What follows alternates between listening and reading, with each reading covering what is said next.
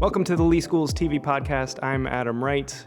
Joining us today is Davina Perez, the Secretary of Student Services at Lehigh Senior High School, who was also just named the 2019-2020 Support Person of the Year for the School District of Lee County. Davina, congratulations and thanks for being on the podcast. Thank you for having me. Yeah, so if anybody who doesn't know, the support person or the school-related employee of the year represents the thousands of dedicated staff members that work in Lee County schools every day. They're the counselors, psychologists, social workers, helping teachers, paraprofessionals, secretaries, cafeteria staff, custodians, and more. And so there's a select few who are nominated every year, and you were named the support person of the year for the entire district. So again, congratulations. And what did that mean to you to win?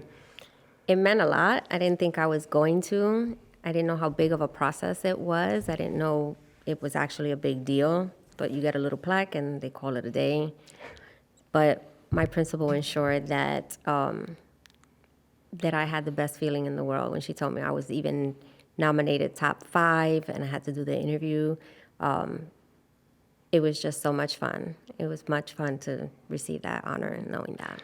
So again, you're the Student Services Secretary at Lehigh Senior High School. Can you give us an idea of what you do in your role as Student Services Secretary? Well, in Student Services, it's divided up by 2 assistant principals, 2 deans, a behavior specialist, and the social worker. So their offices are within my office. So I'm like right smack in the middle. And what we mostly handle is the discipline.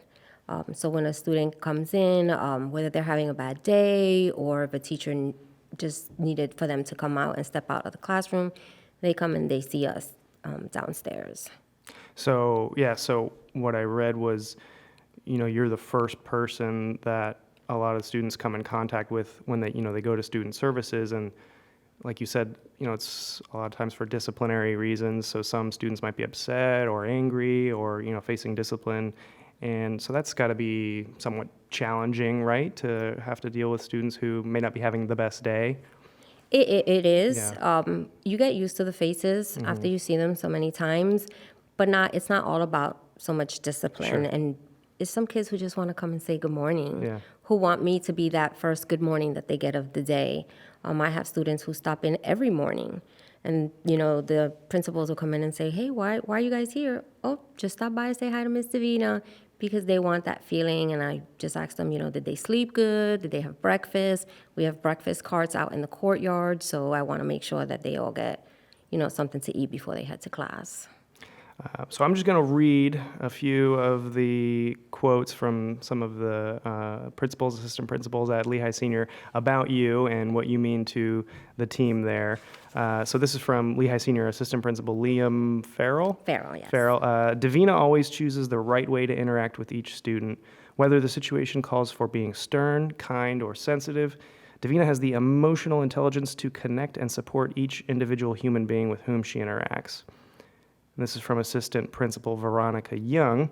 I have never worked with a person who gives as much attention to detail as Davina does. If it was not for Davina, I could not get through the daunting task to serve the needs of all my students. And then from Lehigh Senior High Principal Jackie Corey, there are not words that can capture what Davina means to our school family. She lifts us up. She's there for us no matter what we need, inside and outside of school. We count on her to be the glue that keeps us all together. So when you hear things like that, what does it mean to you? It means a lot. I just try to stay genuine, especially to all the kids and all the students that come into my office. Not everyone has the same walk of life. So you try to get to know the student, and it all just depends on how that student treats me when they walk in. And then, to hear my peers say that about me, it's a great honor, because I met Veronica last year, and she was up in the running for coming up to be assistant principal, and I just helped her. I always say, this is my way, but if you want to do it your way, just let me know. And they're like, no, we like your way. And they do that. The same thing with Mr. Farrell. I met him this year, and I'm that secretary. I was like, okay, here's your pens, here's your staplers. By the way, you have like 2 meetings later, but if you need anything, I'm here for you. So it's pretty amazing. So you Well, maybe let's back up a little bit. So you were telling me earlier that you have been at Lehigh Senior for 2.5 years now, and you actually came out of retirement Yes. to work for Lehigh Senior. You grew up, and before we get to that, you're not from Lee County. You grew up in New York, right? Yes, in the Bronx. The Bronx.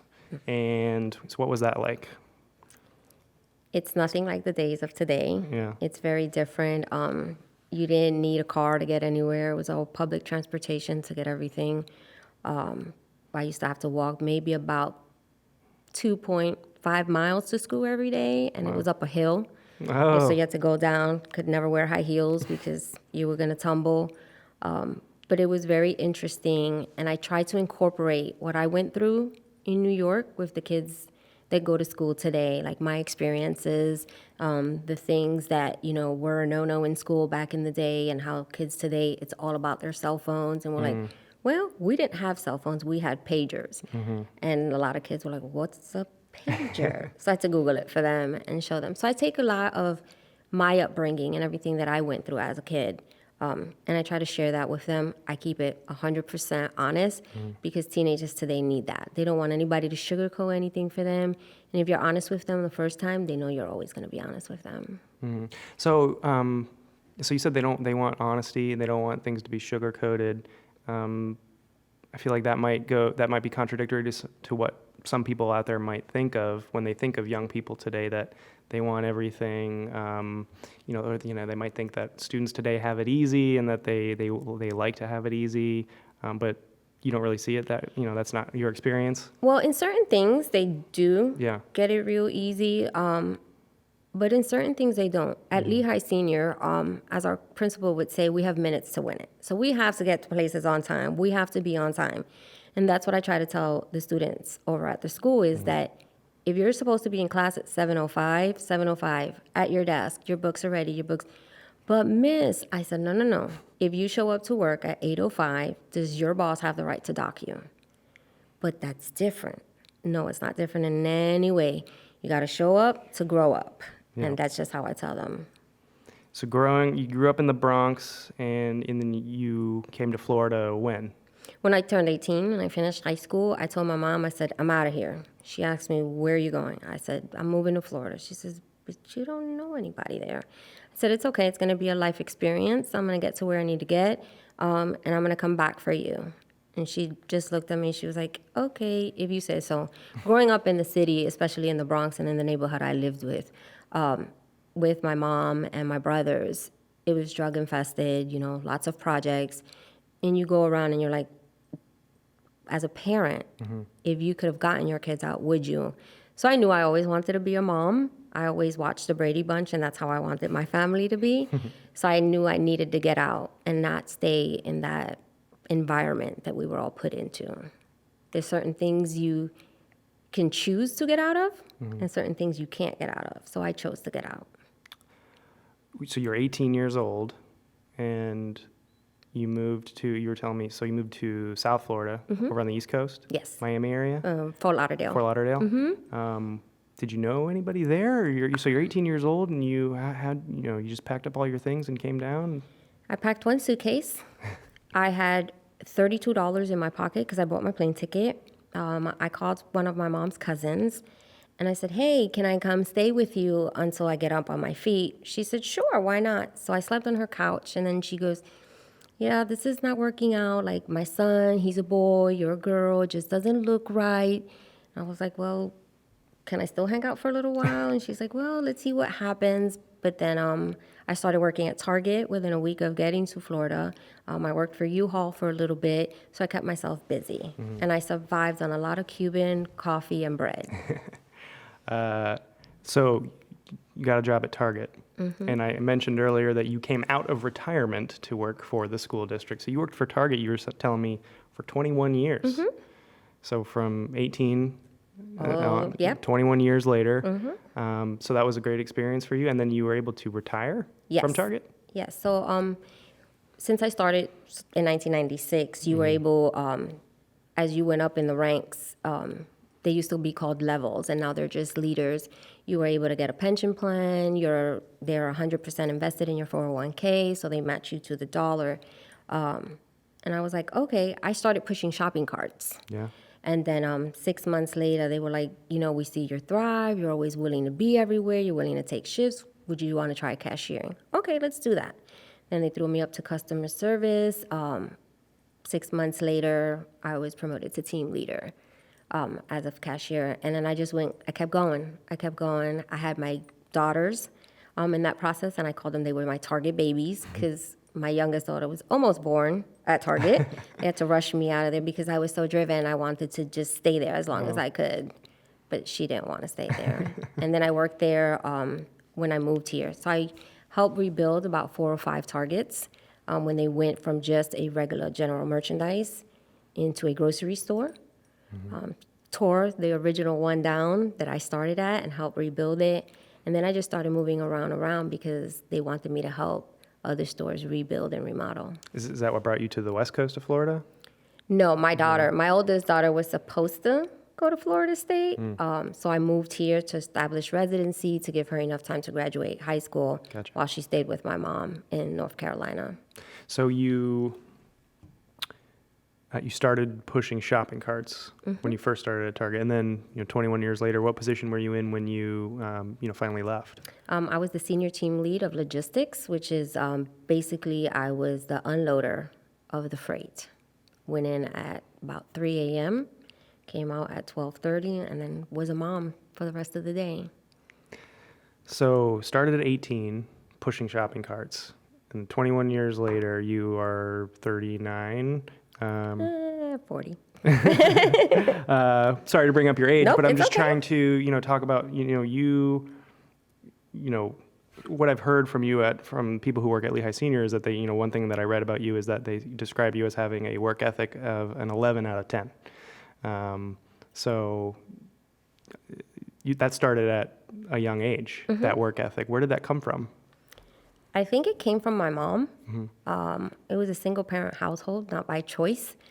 And my mom never was able to provide us with anything because, we were a low-income family. We lived off Section 8, which is HUD here in Florida. And I would say, hey, Mom, I want a pair of Nikes. And she goes, we're going to go to Fabco, which became Payless. And she goes, you want a pair of Nikes? Here's a Sharpie. Write the Nike sign. I was like, oh, okay. So I was able at about 12 or 13, you're allowed to work in New York. But I worked with the school that I went to for a peer mediation conflict resolution program. So we started doing that, and I would make $25 a day, and I would come home and give my mom $12. And you're 12, 13 years 12, old? 13 years old, yeah. But it was cool because it was all about working with people my age. And it was teaching them how violence was not the answer. It was when the DARE program just started coming out, just saying no to drugs, just using and picking your battles wisely instead of fighting. Let's talk about it. Let's trigger what got you here. So I did that all the way till I was 18 and I left New York. And then you worked your way up through Target, and you're able to effectively retire. Yes. At 40. Yep. So what made you come out of retirement to work at the school district of Lee County, specifically Lehigh Senior High School? The fact that I live about 3.2 minutes away from the school was a plus. I got bored. I was home for about 3.5 months, and my daughters were just sitting, waiting, saying, you're going to get bored, you're going to get bored. And my boyfriend's aunt was getting ready to retire. She was the secretary of athletics. She said, hey, what are you doing? Do you want to try this out? I was like, I don't know. But I went and I did it. And then I called my daughters and I said, guess what? Mom's going to work at a high school. And they laughed. I said, why? She goes, Mom, kids today, good luck. I was like, okay. But 2 weeks in, I knew that I was where I was supposed to be. Everybody has a why. That's my why. I want to help kids.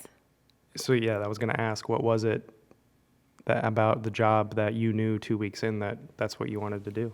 I think one of the students came in and was very frustrated, and they had to wait for one of the assistant principals to come back from lunch duty. And I said, hey, just have a seat. And I got up from out my desk, and I just came around, and I sat down next to her. And I was like, why are you so mad? She said, you won't understand. You won't understand. I said, why don't you try me? Like, what's going on? And she just explained to me about her life and, how she's, just with mom. And she was really upset about things going on at home and how it's affecting her at school. So I just talked to her and I listened to her. And when the assistant principal came in, she put her in her office and she told the assistant principal, I like her.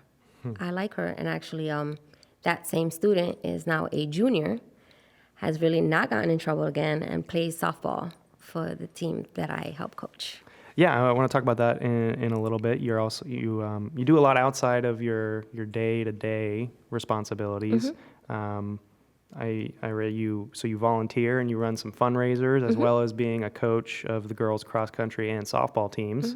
But just before we talk about that, so you mentioned that interaction with that student. That was something that happened early on.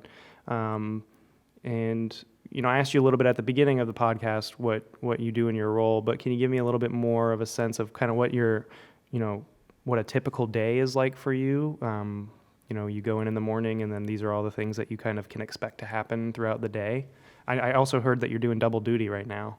No, I was. You were, okay. Yeah, I was before the winter break. Oh, okay. Before So winter break. you were kind of doubling up on secretarial responsibilities, principal secretary as well? Yes. The principal secretary had to go out on medical leave.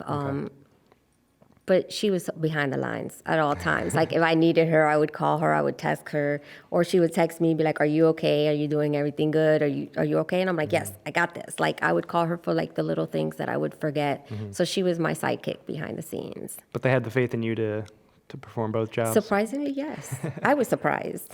Okay, yes. I mean, what's I hate to say what's a typical day like, because I'm sure every day is different. Yes. But, if you had to describe kind of like your day-to-day, what's it like? So I get to work at 6:30. I usually try to get there a little bit early, make sure that the office is clean and that it smells good. I have a thing with dust. The kids laugh, but they know how I am. Trust me, I appreciate that. Yeah, so they typical, make sure I turn my walkie on. I listen out to make sure all the buses are coming in. If any kids are having any issues with a bus or that they missed their bus, they normally call me and say, hey, miss, is there any way my bus can come back? And I'm like, I don't know. There's too many of you guys, but let's check. And I try to get the kids to come in. In the process of that, if I have any referrals that need to be entered into the system or any meetings that I need to arrange, that is my typical day.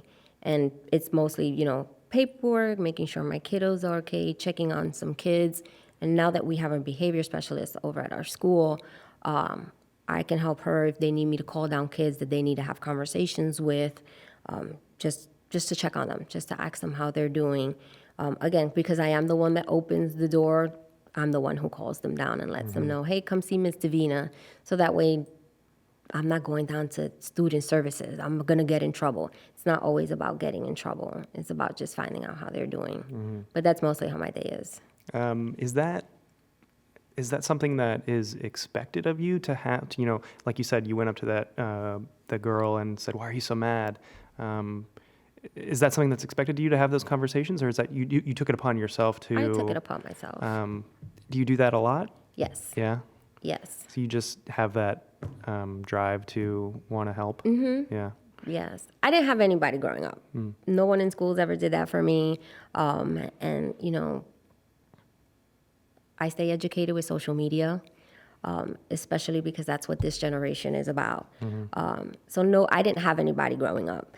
So that way I want to know, let the kids know you are always more than welcome to come down to our office. You don't need to be a discipline issue. If you just need a break, if life is just heavy for you, that a lot of kids say, oh my gosh, my life is so heavy. Why? Oh, because I have to do chores and go to school and help my mom. I'm like, okay, that's life. I try to get them, to understand why they do what they do. So you said you keep up with social media. What is the most popular with high schoolers? Is it still Instagram and Snapchat and is TikTok big? Yes, okay. It is so big. I'm just starting to kind of see that more and more. Yes. I kind of got into the whole social media thing always because I have family spread out through the United States. So I always wanted them to see my daughters growing up, and for my brothers and sisters that weren't around to be able to see my kids.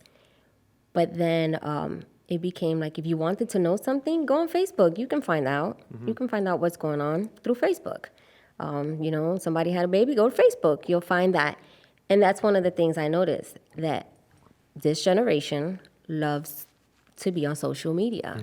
So I said, let's find out. Let's find out what's going on. And if I want to know things, kids know that they come to my office freely and they tell me things. Hey, miss, check this out.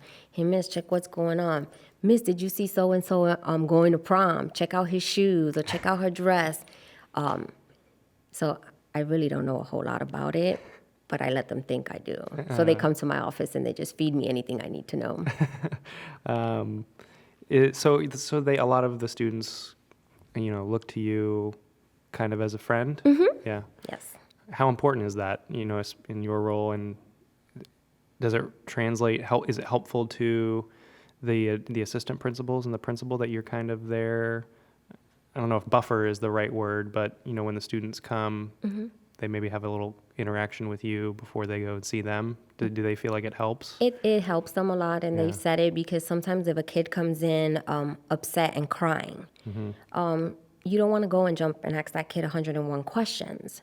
So it depends on the child's demeanor when they come in the class, into my office, and I know okay, I'm gonna back off. Go ahead and sit there, sweetie. Let me know when you're ready to talk to me. And I'll go in and I'll let the assistant principal know, hey, so-and-so is out here, and they're crying hysterical. Something has to be going on. And it could just be them having a bad day. So I am that buffer. Yeah. I am that buffer for them.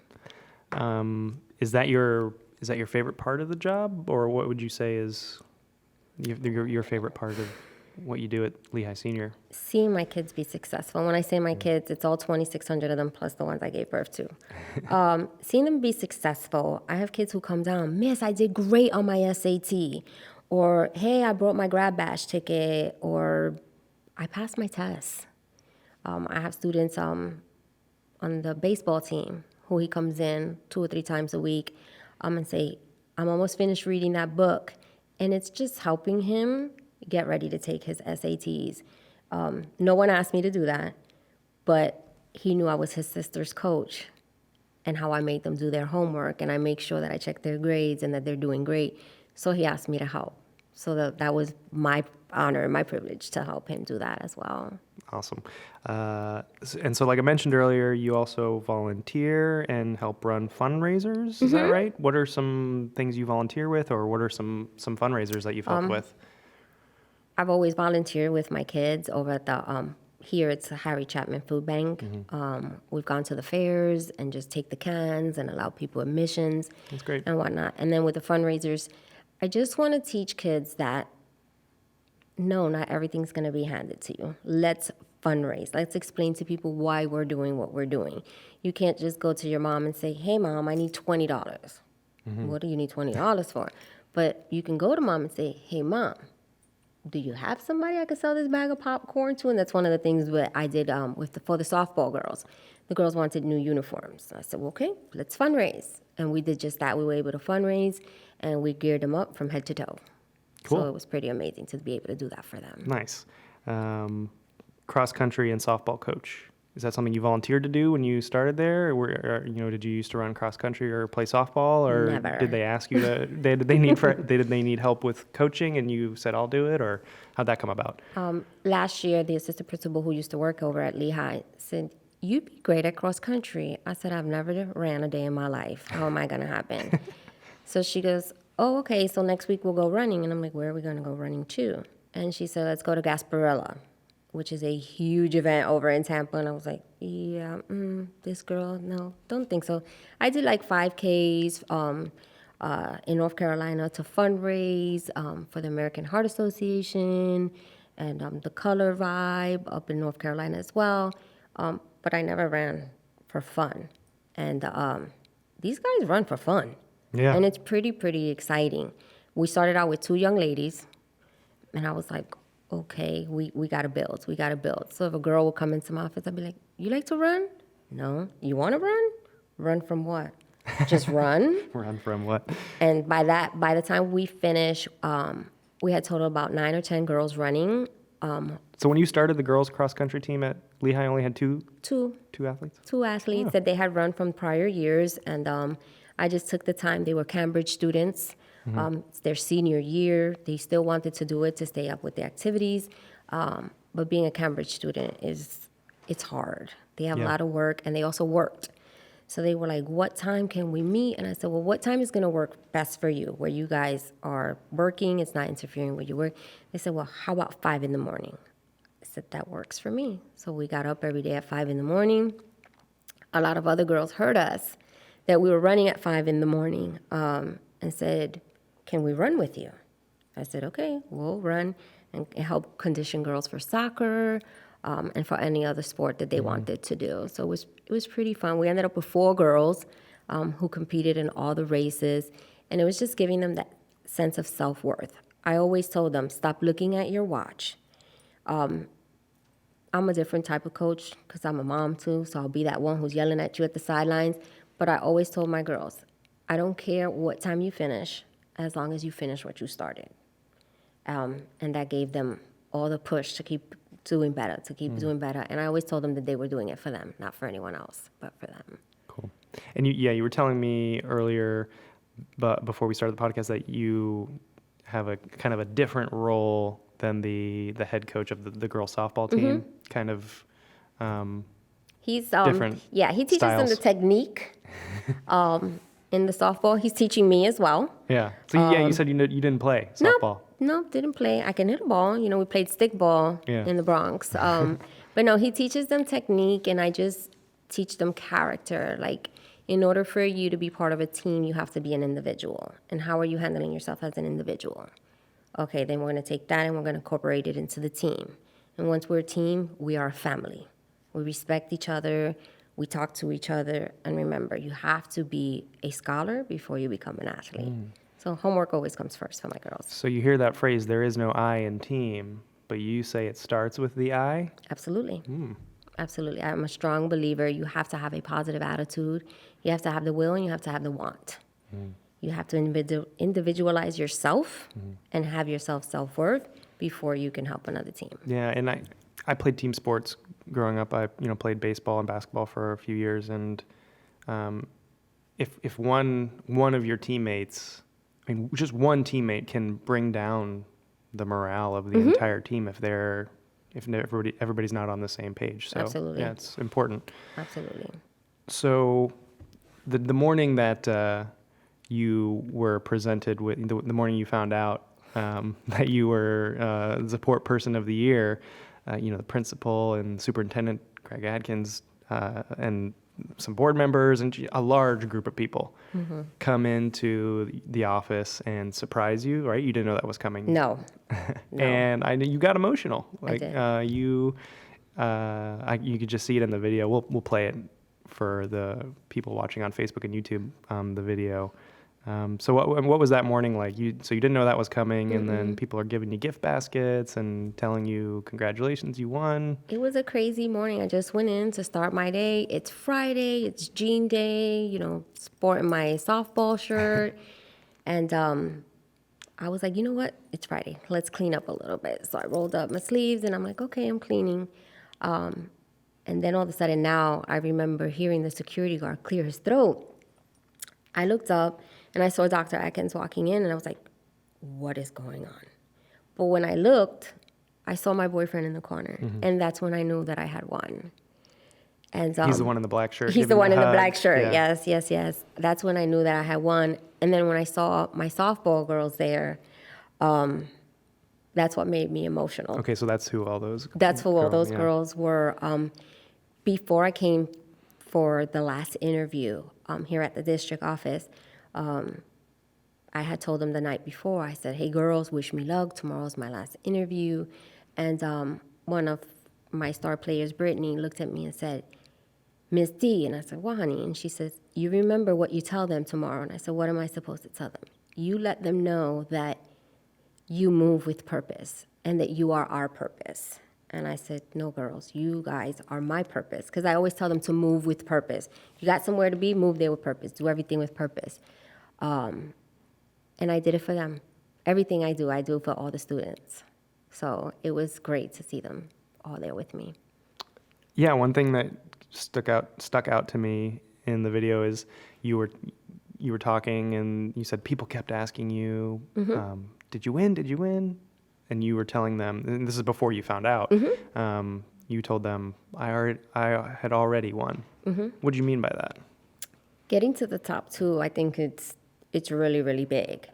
I was really nervous in my last interview. So when I got back to the school, I called Mrs. Corey and I said, "I'm sorry." She said, "For what?" I said, "I don't think I did good in this interview." She goes, "Don't sell yourself short. You'll be fine." I said, "Okay." Getting nominated was a win. Getting top 5 was a great win. Getting top 2, amazing. So just being able to get up there for somebody who has never done what I'm doing before, this was all new to me. I had won already. I had won. Just being nominated was a win for me.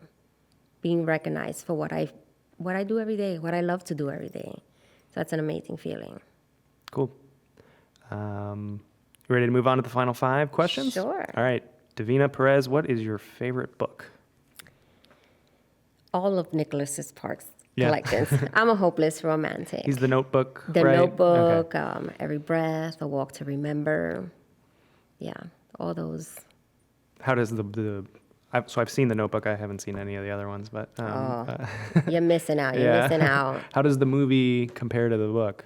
A lot of people always say the book's always better, yeah, but I always read the book before I go see the movie. He has been 100% to the T with both the movie and the book. Really? And it talks about real life, about real life's experience. Of course, boy meets girl, girl meets boy. They fall in love, they separate, and then they come back together. Kind of like my boyfriend and I's relationship. yeah.